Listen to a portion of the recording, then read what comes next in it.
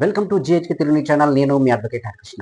America, Israel కలిసి Iran దేశాన్ని పూర్తి స్థాయిలో దెబ్బతీశాయంటే అమెరికా యొక్క రాజనీతి ఏందో అర్థమవుతుంది. ఎందుకంటే అమెరికాకు కావాల్సింది ఏంది? ఆయుధాలు అమ్ముకొని బ్రతకడం.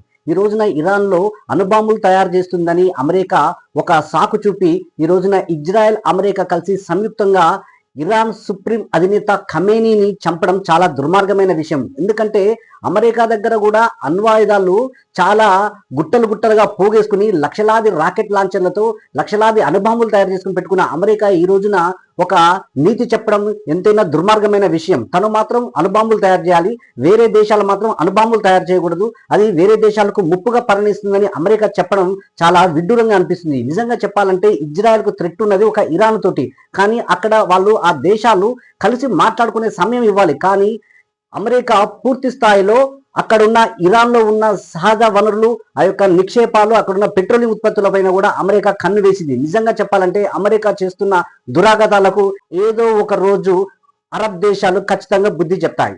Thank you.